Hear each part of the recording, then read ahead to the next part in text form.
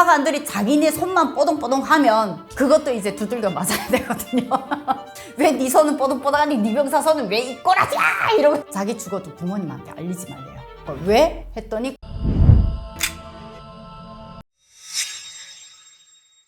대체로 6시에 일어나서 7시에 출근길 올라서 8시부터 출근을 하는 걸로 저희 엄마 때는 그랬고요. 군인들 같은 경우에도 겨울이나 여름 이런 한절기 때가 조금 다른데 그때 일어나서 대체로 일과를 시작을 해요. 그래서 여름 같은 경우에는 6시 기상, 겨울 같은 경우에는 7시 기상 아마 그런 것 같아. 왜냐면 해가 짧으니까. 북한에서 그랬다면 그냥 죽어요.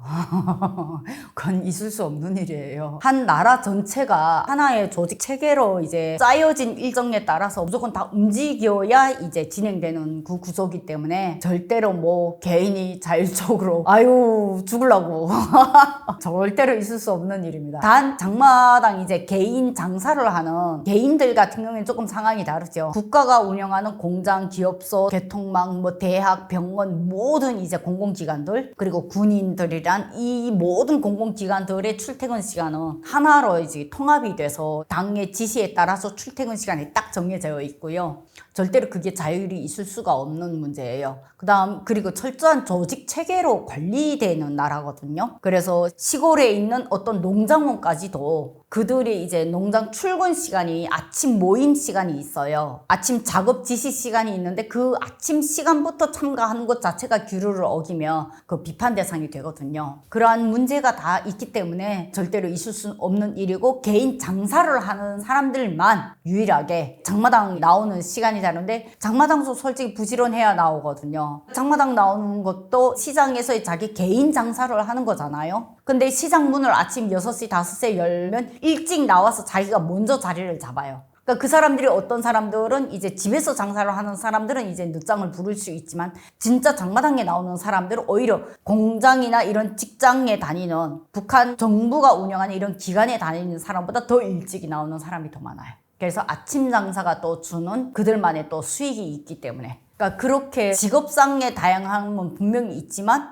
유연근무제 같은 경우에는 거의 이제 없는 제도다. 그걸 이제 원하는 사람은 아마 북한에서 살지 못한다. 이런 결정을 내릴 수 있겠죠.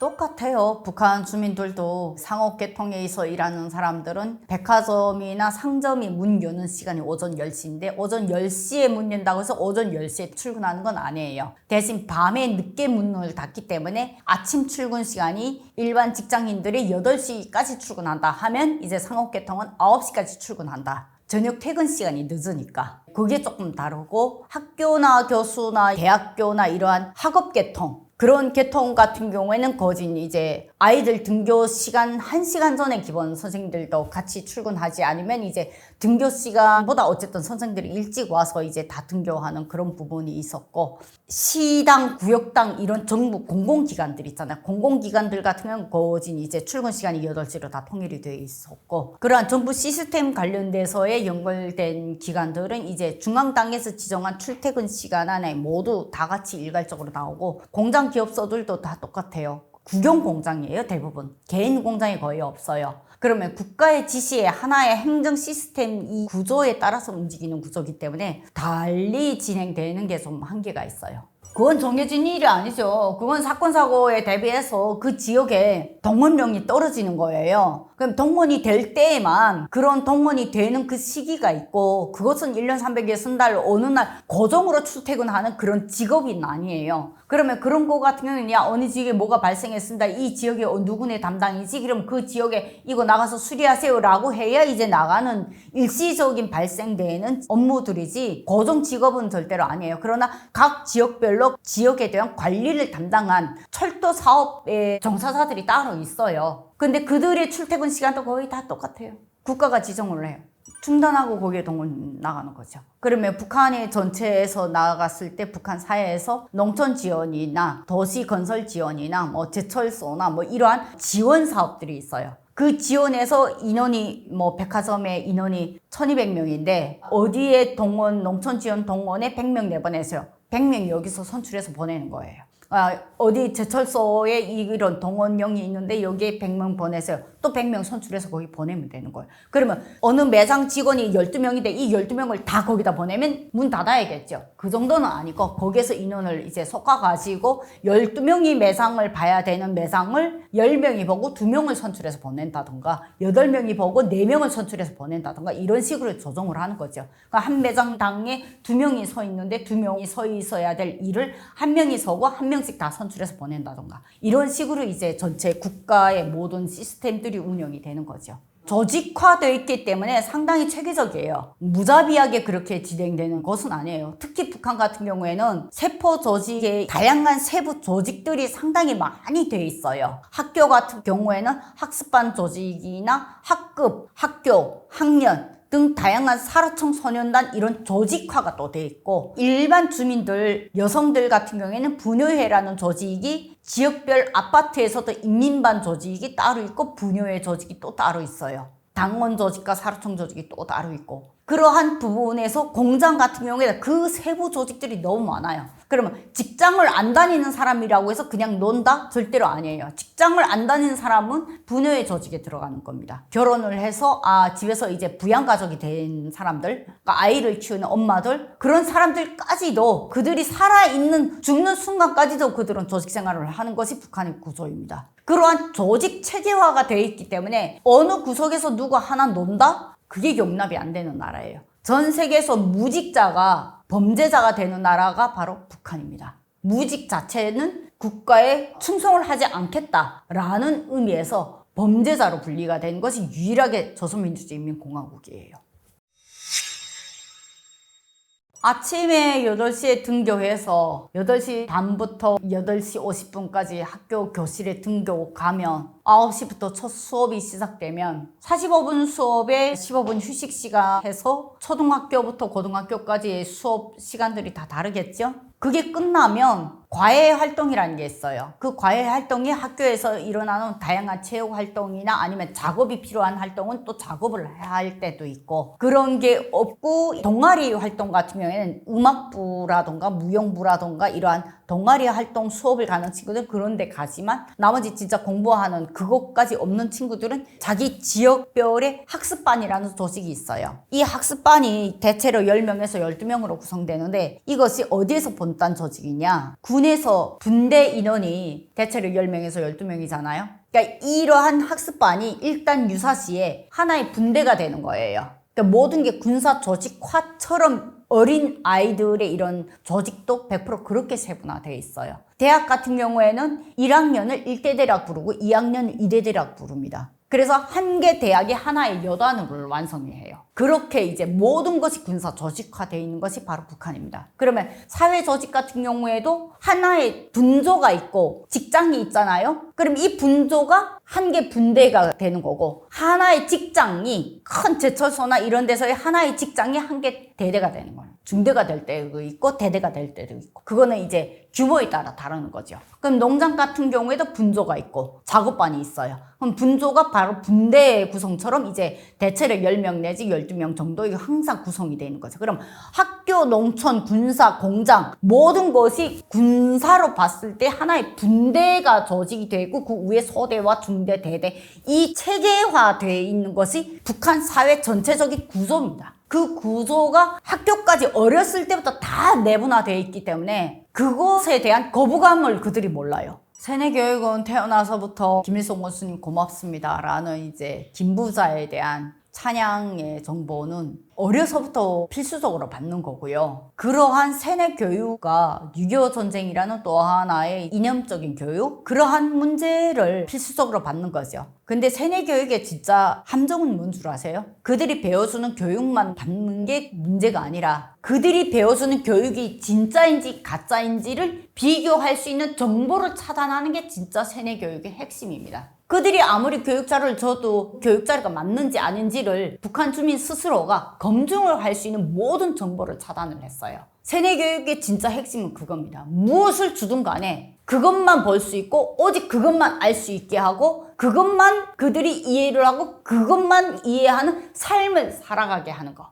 결국 정보 차단인 거죠. 그러면 대한민국을 비롯해서 기본 민주주의가 실행된 자본주의 나라들 같은 경우에는 민주주의 사회 같은 경우에는 우리가 무엇이 중요하나요? 그것이 맞는지 틀린지 우리가 검증을 할 수 있잖아요. 역사적 진실을 찾아볼 수가 있고 이 역사가 맞는지 저희 역사가 맞는지 난 내 생각은 이 역사가 맞는 것 같아. 나는 이 역사가 맞는 것 같아. 라는 스스로의 선택을 할 수 있는 자유잖아요. 그게 진짜 자유잖아요. 근데 북한은 그게 없다는 거예요. 그럼 진짜 자유민주주의 체제 안에서 우리가 봤을 때 북한 주민을 왜 우리는 북한의 인권 문제를 계속 개선해야 된다고 말하냐? 그 자유가 바로 그런 것이 있다는 겁니다. 자유민주주의 체제의 진짜 롤모델인 미국이나 그러한 미국의 민주주의 체제를 받아들인 대한민국의 지금 자유민주주의 체제는 우리가 누리고 있는 스스로의 생각과 스스로의 발전과 스스로의 창의성과 스스로의 우리 기술 발전이잖아요. 사회 문화 발전이고 계속 변화하잖아요.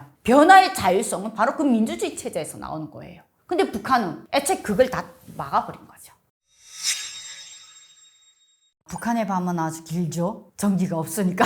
그 깜깜한데 뭐 하겠어요. 불을 켜놓는 것 자체가 이게 돈인데 등잔불 켜놓으면 아침에 일어나면 코가 새까매지고 그러니까 초저녁에 밥을 빨리 먹어요. 배고프잖아요. 애들 같은 경우는 초저녁에 밥을 빨리 먹으면 밤이 긴데 배고프잖아요. 그게 달 뜨면 온 동네 사람들이 밖에 나와서 앉아서 막 놀고 수다 떨고 그래요. 그런데 이제 겨울 같은 경우에는 또 그게 안 되잖아요. 그러면 이제 집집에 모여 앉는 거죠.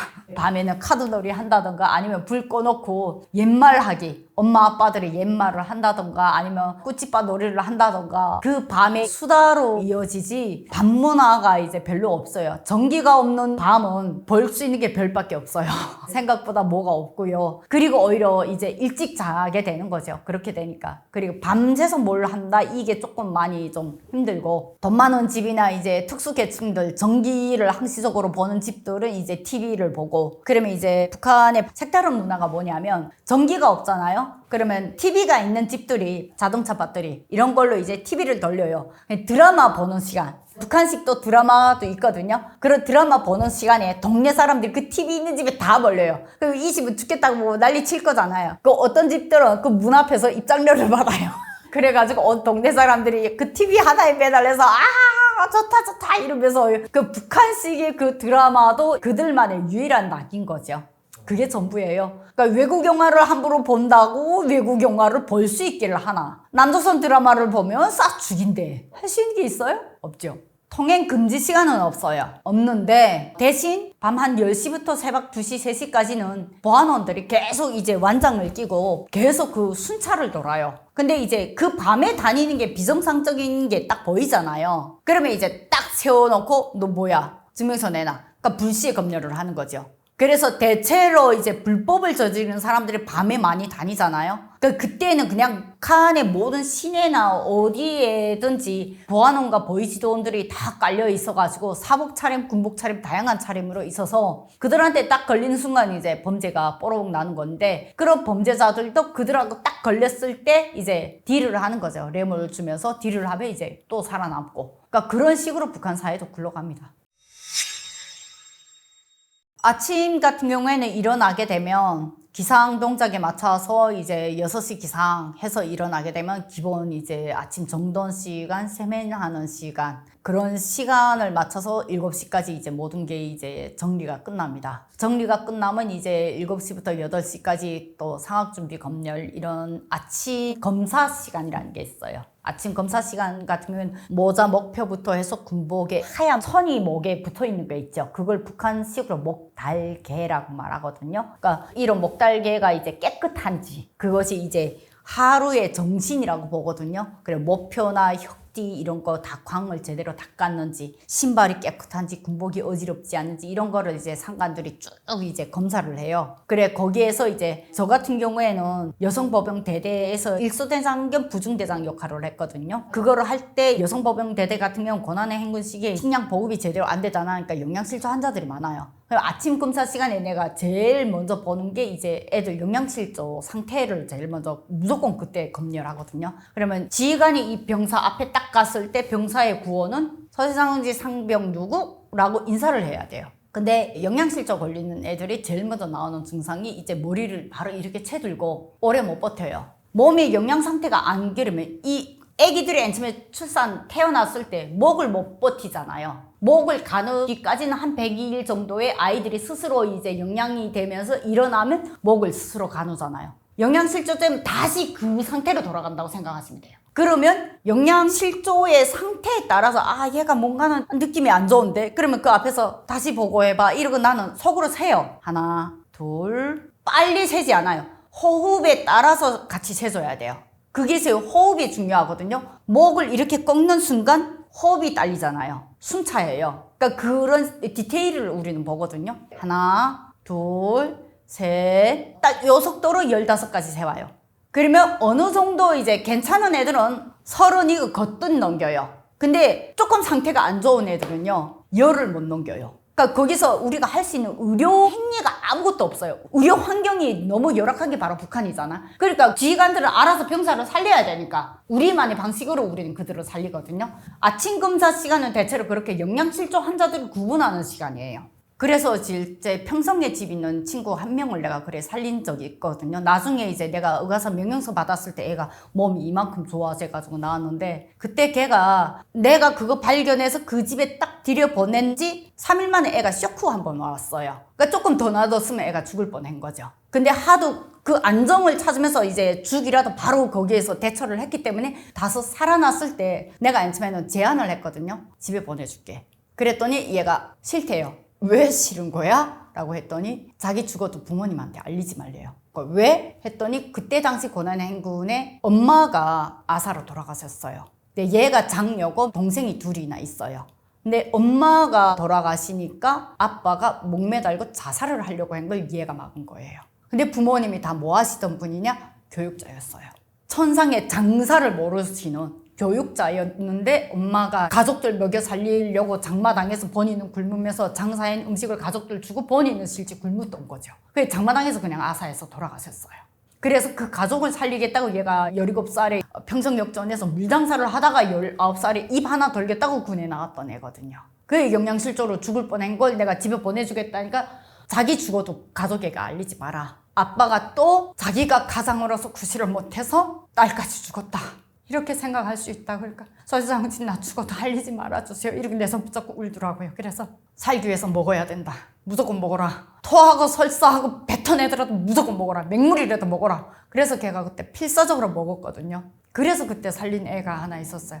그걸 발견한 것도 바로 그 아침 검사였어요. 그래서 북한 군에서의 아침 검사는 영양실조로 죽을 뻔한 아이들을 발견하는 아주 중요한 과정이었고, 그러한 과정이 또 지나면 그 다음부터는 일상 군사훈련이나 그 당시에 계절마다 달라요. 훈련 기간들에는 무조건 정치상학 군사훈련 이런 군사훈련이 들어가지만 그런 계절이 아닐 때에는 농사일 작업으로 이제 또 내보내는 그런 일정들이 있거든요. 그래서 북한 군의 일상에서의 아침 검사는 또 그렇게 중요한 거고, 그 다음 검사가 손톱 검사인데 손을 이렇게 내밀었을 때 손의 영양 상태가 또 나와요. 손에 이제 영양 상태가 안 좋으면 이 손톱들이 들고 일어나거든요. 그래서 손으로 또 영양 상태를 보고, 그러니까 그렇게 이제 북한군에서 제가 군복무했던 그 장교 시절에 유일하게 가장 힘들었던 게 그 아침 검사 시간에 아이들의 영양 상태를 검사하는 거, 그것이 아마 다른 나라의 군하고는 완전히 차원이 다른 그런 부분이었네요. 그런데 지휘관들이 다 그렇게 살리는 거 아니고 아침 검사 때마다 애들이 목 상태나 어디 헌데 두드러기 났나, 손이 막 겨울 같은 경우에 손이 짝짝 찢어지고 막 터지고 하게 되면 사관장 불러서 크림 발라줘라, 밥알 붙여줘라, 저녁에 뜨거운 물 손 씻겨줘라, 오줌물에 씻겨줘라 이러고 이제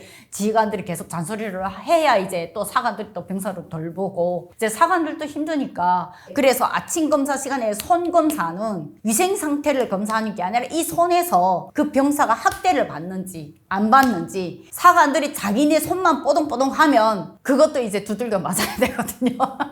왜 네 손은 뽀동뽀동하니 네 병사 손은 왜 이 꼬라지야 이러고 이제 그 다음에는 이제 한 10바퀴 들고 띄우는 거죠.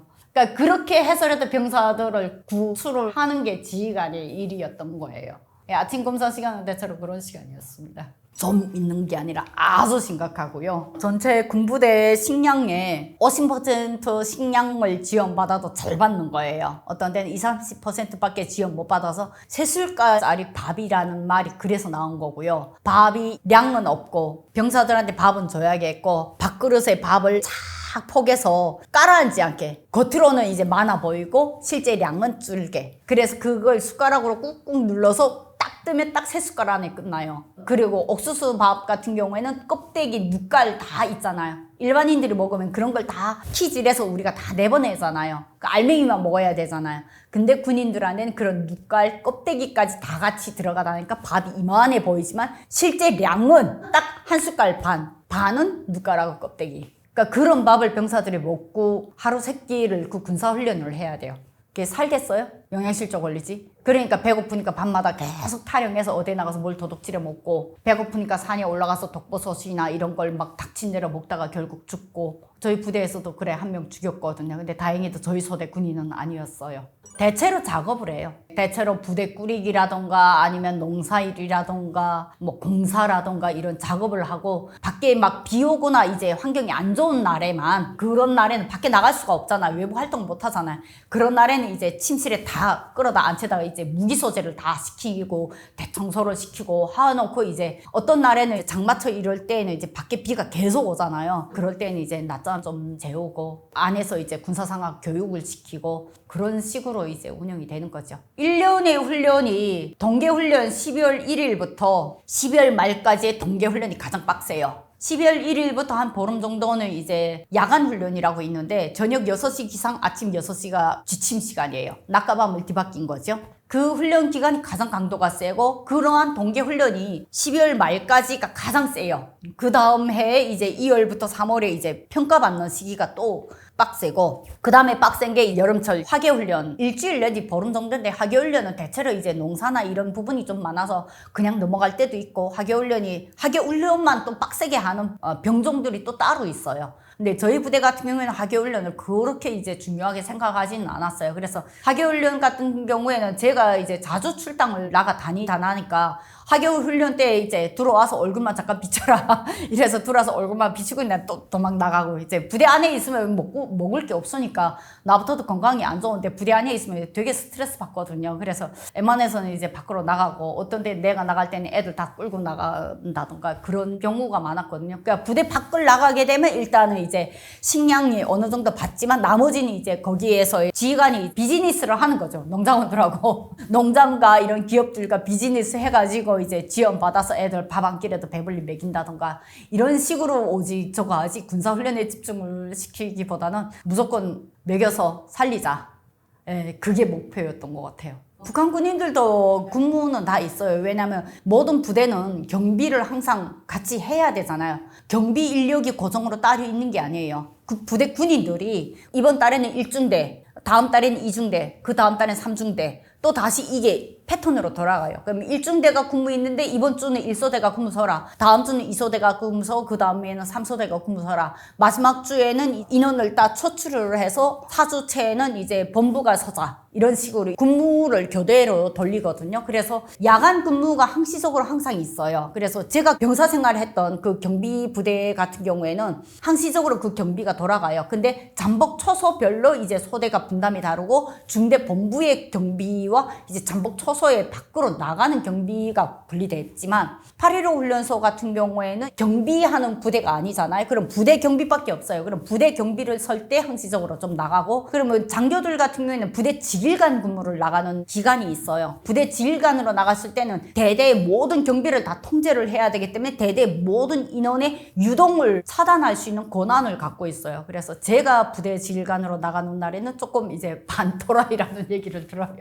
남성 군인들 한 개 소대 정도 여성 대대에 있는데, 그 남성 군인들이 외출을 아주 정신없게 하거든요. 그걸 이제 완벽하게 막은 게 유일한 사람이 저였어요. 그 다음에 뭐 외출을 많이 모두 나가고 싶어 하는데, 외출이 자재 구입을 가장 구실자가 나가거든요. 왜냐면 자재가 없으니까. 부대를 꾸리자고 해도 자재가 없고, 어디서 공급해 주는 것도 없고, 식량이 부족한 거 보충하자고 해도 자체로 해야 되고, 그러니까 항상 지휘관들의 대대나 여단에 요청을 해가지고 계속 외출을 요청하는데, 일시적인 외출과 저같이 장거리 출장하고는 좀 다른 결제가 떨어지거든요. 일시적인 출장은 이제 아침에 나가서 저녁 몇 시까지 복귀한다. 라는 식으로 이제 나가고, 그거는 당일 이제 보고, 참모부에 보고를 해서 승인받아서 나가는데, 혼자 나가지 않고 병사 누구를 데리고 나간다던가, 사관을 누구 데리고 나간다던가, 지휘관들은 대체로 한두 명 정도 데리고 다니거든요. 근데 장거리 출장 같은 경우에는, 저 같은 경우에는 기본이 이제 한 번 나가면 한 달씩 이제 안 들어오니까, 그럴 때는 이제 내가 나가는 지역에 고향이 있는, 내가 거기 나가 있는 동안에 숙박을 해야 되잖아요. 그런 거는 이제 대원들 지급을 활용해요. 그러면 내가 라진선봉 가야 되는데 라진선봉에 집 있는 친구를 이제 데리고 가는 거죠. 그럼 그 친구네 집에서 나는 먹고 살면서 다른 출장 일을 보고, 내가 청진을 가면 이제 청진에 집 있는 친구를 활용해서 그 집에 또 가고, 그런 식으로 이제 아마 출장을 다녔던 것 같아요. 그럼 그런 친구들 같은 경우에는 서대장이 이제 어디 출장을 가네요 이러면, 저 이번에 좀 데리고 가주세요, 이번 기회에 저 집에 한번 좀 가보고 싶습니다, 이렇게 이제 고향을 방문하는 기회를 얻는 거죠.